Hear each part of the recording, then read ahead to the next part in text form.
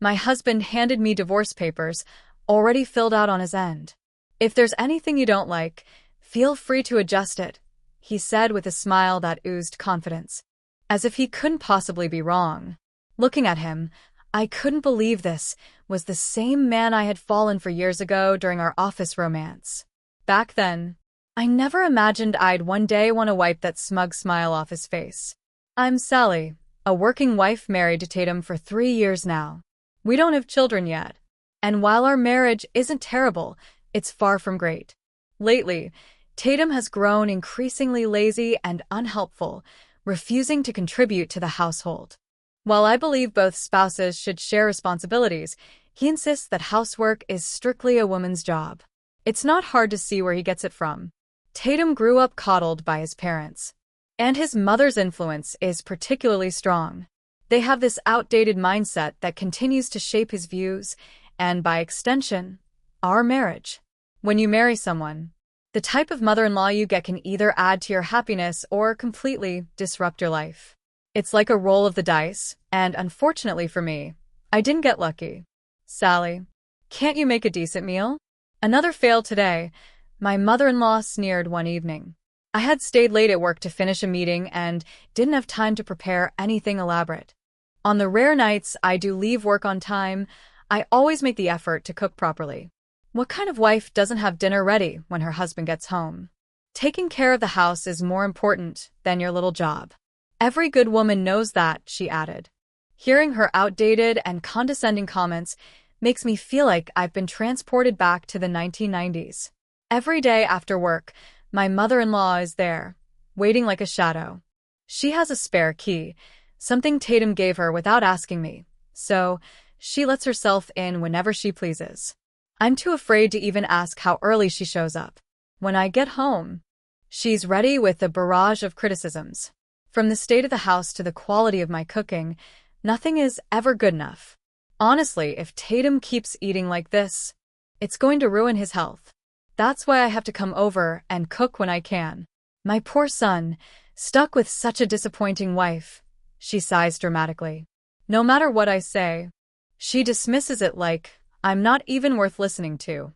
And calling him my poor boy as though he's a helpless child, it's bizarre and infuriating. If her visits were occasional, I might be able to tolerate them, but her constant presence is suffocating. The worst part, my husband doesn't take my side.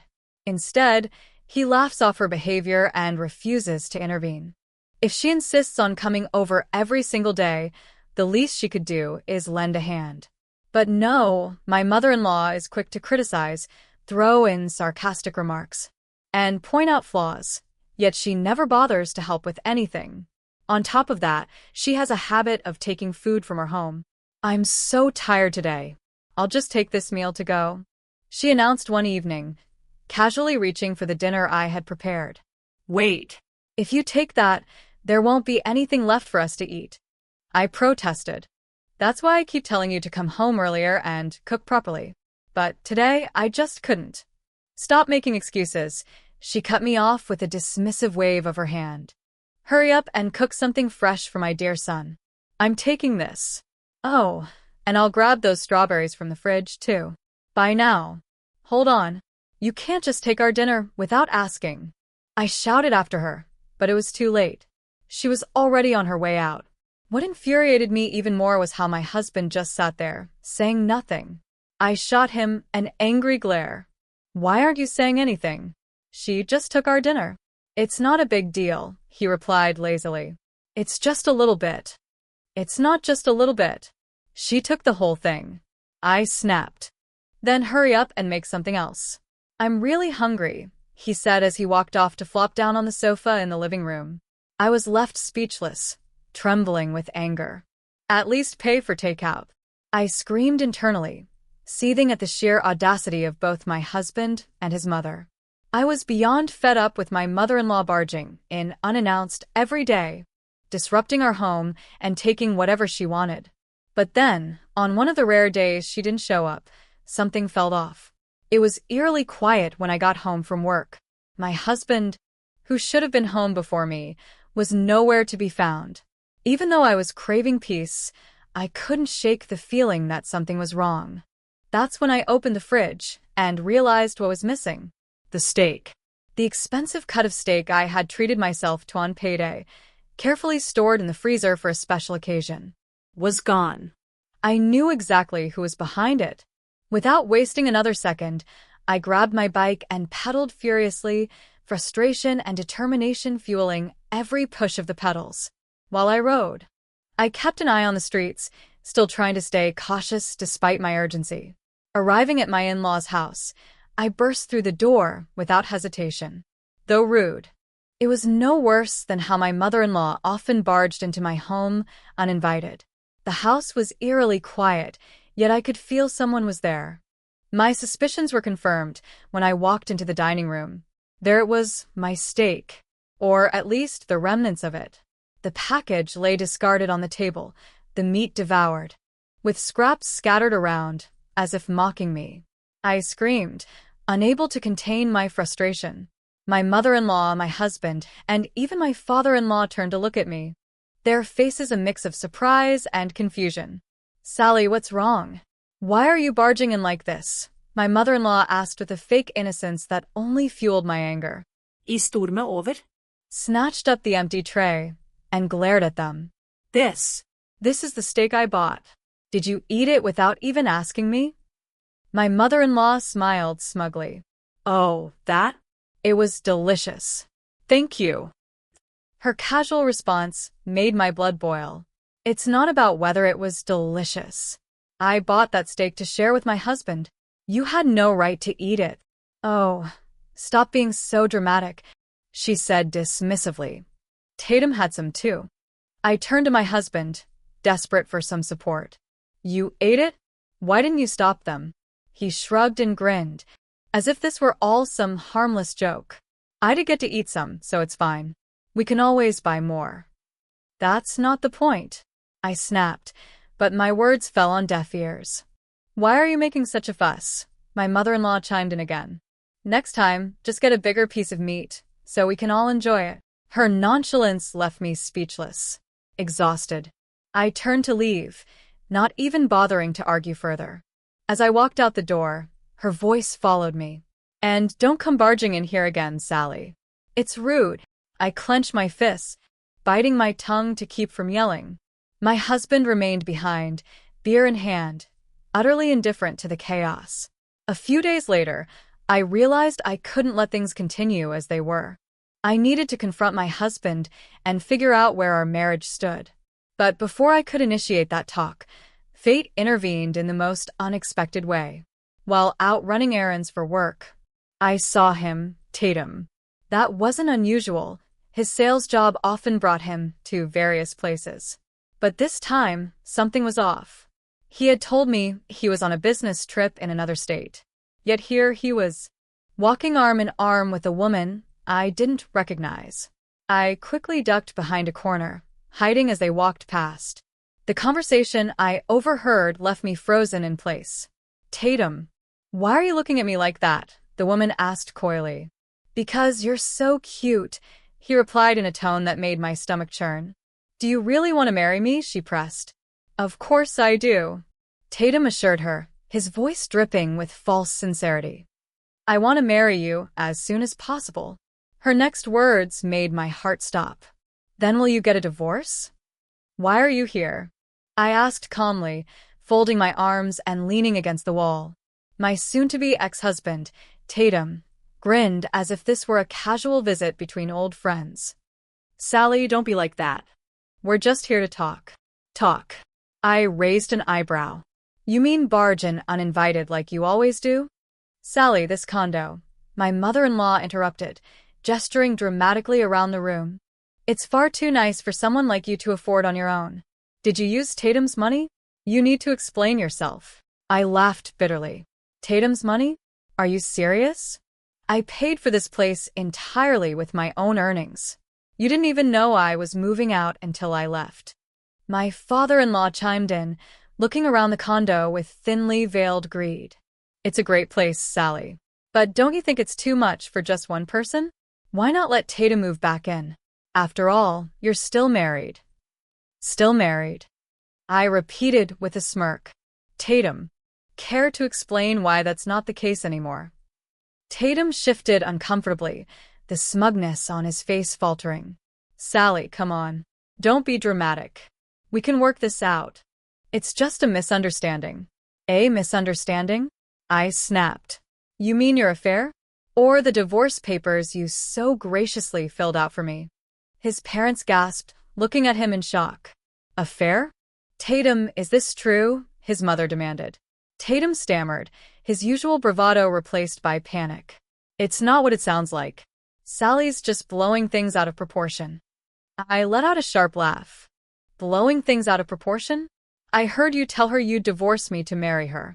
Don't you dare insult my intelligence. His mother turned to him, her voice shrill. You told me Sally was the one who left for no reason.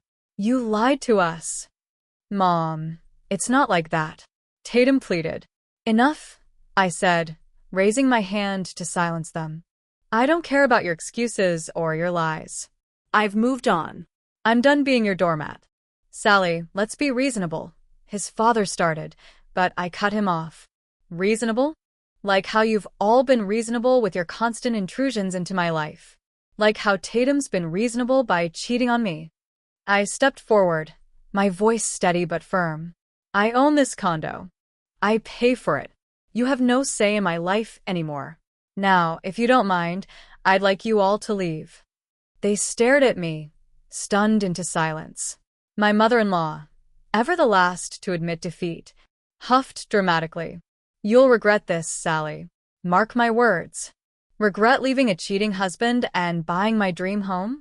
Not a chance, I replied with a cold smile, holding the door open for them. Reluctantly, they shuffled out, grumbling under their breath. Tatum was the last to leave, pausing to say, You'll miss me. Not likely, I said, shutting the door in his face. As the lock clicked into place, I let out a deep breath, the weight of their presence lifting. For the first time in years, I felt truly free. I calmly stepped back, reached for a drawer, and pulled out a folder. Inside were copies of the finalized divorce papers, the property deed to the condo, and records of the settlement. I held them out for them to see. You don't seem to understand, I said, my voice steady. The divorce is finalized. It's done. I didn't need your consent because Tatum had already signed the papers himself, remember? Tatum's face turned red. What are you talking about? I didn't sign any. Oh, but you did, I interrupted, smirking.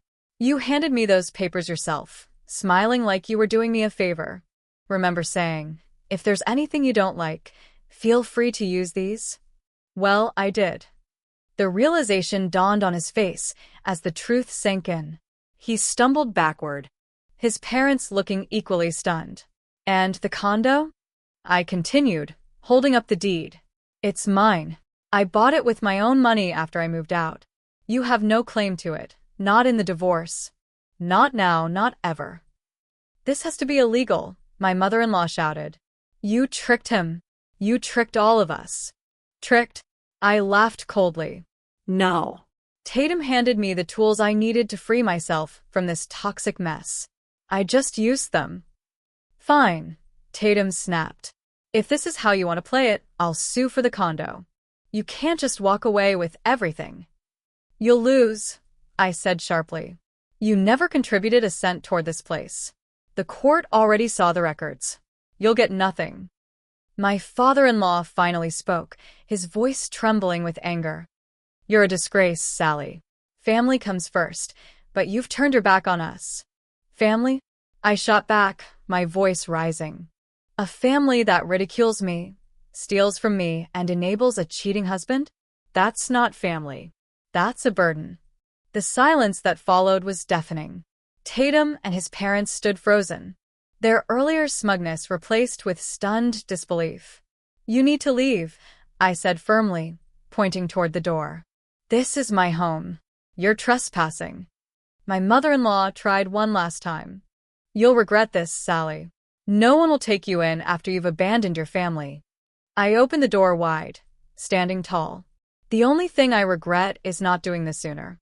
Now leave, or I'll call the police. They shuffled out, muttering under their breath, but they knew they had no choice. As the door clicked shut behind them, a wave of relief washed over me. For the first time in years, I felt truly free. Tatum's panicked protests were as chaotic as his actions. I calmly held up the evidence, silencing him immediately. "Not what it seems," I echoed. "The dates, the photos, her words, it's all clear, Tatum. You lied to both of us." The weight of his mistress's betrayal also seemed to hit him, but I wasn't about to let him wiggle out of accountability. "I filed for divorce with this evidence in hand," I said firmly. "Your mistress, sweet as she may act, agreed to provide testimony. Do you really want to drag this through mediation when I already have everything I need to win in court?" Tatum's face turned pale. His parents exchanged uneasy glances, suddenly realizing how dire the situation was. "This is your fault, Tatum," his mother hissed, breaking the silence. "You've embarrassed this family." Tatum's father, though quiet until now, glared at me. "You still have to consider how this affects us all. Why make it messy? Can't you just move on?" I scoffed at the suggestion. "Messy? Your son made it messy the moment he brought another woman into our marriage. I'm simply cleaning it up." I handed over copies of the divorce agreement, evidence, and correspondence with my lawyer. "It's all there. I'm not negotiating. The divorce is finalized, the property is mine, and I'll be pursuing compensation for emotional damages. If you want to contest it, feel free. But you'll lose." Tatum's mother, desperate to salvage her son's image, turned to him angrily. "You fool. You told me Sally was just running away. You didn't mention anything about this." His father looked just as furious. "You've ruined everything. We came here to assert our rights, and now we're leaving empty-handed." Tatum tried one last plea, his voice cracking. "Sally, please. We can fix this. We were good together once." I looked at him with icy resolve. "That was before you betrayed me. Before you let your family trample all over me. I'm done, Tatum." Turning to his parents, I added, "And you're no longer welcome in my life or my home. Don't come back." The room fell silent as they realized I wasn't bluffing. Slowly, they filed out, muttering bitterly under their breaths. Tatum lingered for a moment, but finally left when I refused to meet his gaze. As the door shut behind them, I felt an immense weight lift from my shoulders. For the first time in years, I was free. My life was mine again, and I wouldn't let anyone take that from me. The room fell silent, the weight of my words settling over them like a heavy blanket. My mother-in-law's smug expression faded, replaced by shock and indignation. You can't just decide all this on your own," she sputtered. "I didn't decide anything on my own," I replied calmly, my voice steady but firm.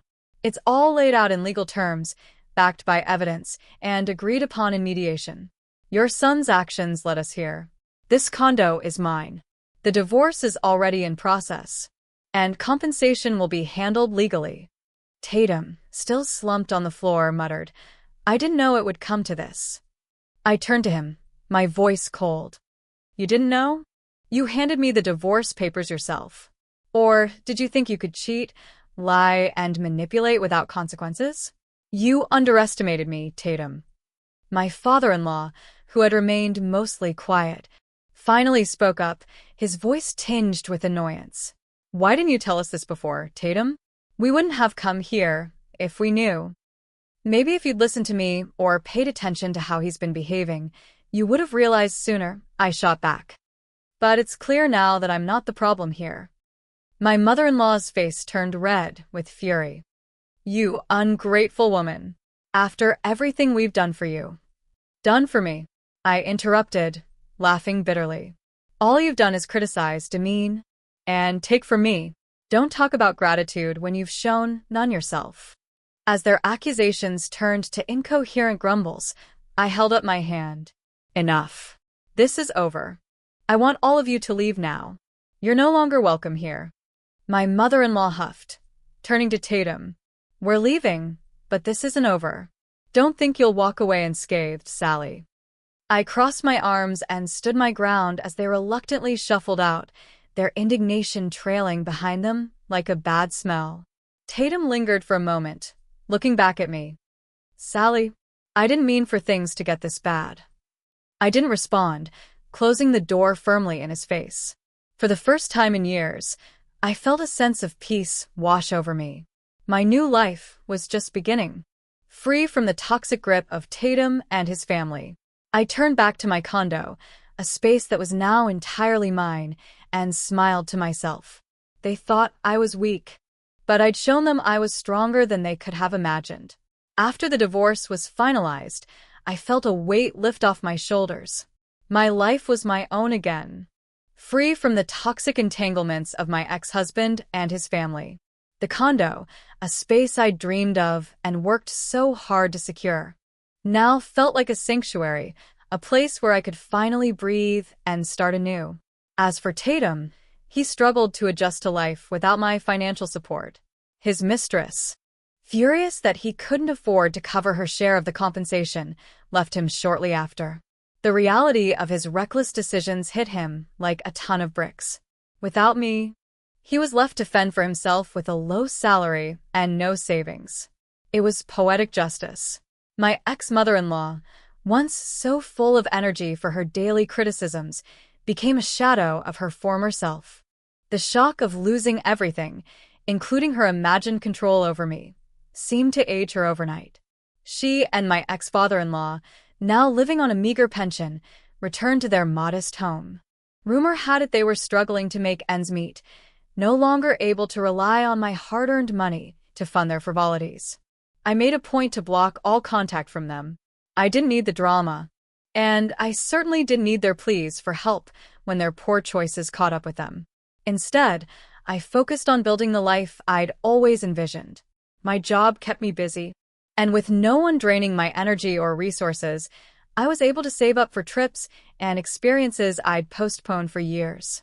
One day, as I enjoyed a peaceful dinner alone, I thought about everything I'd been through. I smiled, not with bitterness, but with relief. I had faced the chaos, stood up for myself, and emerged stronger. Freedom, I realized, tasted far sweeter than any steak my ex-mother-in-law could have stolen. After years of enduring toxicity and endless frustrations, I finally found my peace. Surrounded by no one but myself and my newfound sense of independence, life had taken a turn for the better. With my ex-husband and his family out of the picture, struggling in the mess they'd created, I was free to focus on the life I deserved. No more snide remarks from a meddlesome mother-in-law. No more stolen groceries or lazy excuses from an ungrateful husband. Just the quiet and satisfying calm of a home that was entirely my own. Every day, I rediscovered the joy of living on my own terms. I didn't have to answer to anyone or compromise for the sake of someone else's entitlement. My groceries stayed exactly where I put them, my schedule was my own, and my evenings were filled with whatever brought me happiness, whether it was binge-watching shows, cooking up a storm, or trying out new local delicacies. Tonight. As I opened my fridge and grabbed a beer, I couldn't help but laugh at how far I'd come. Freedom truly is the best, I whispered with a smile, raising my drink in a private toast. I took a sip and felt a wave of contentment wash over me. Life was simpler now, quieter, but in the best way possible. My journey hadn't been easy, but I was proud of myself for standing up, breaking free, and reclaiming my happiness. For the first time in a long time, the future felt full of possibilities. And I couldn't wait to see where my new chapter would take me. The end.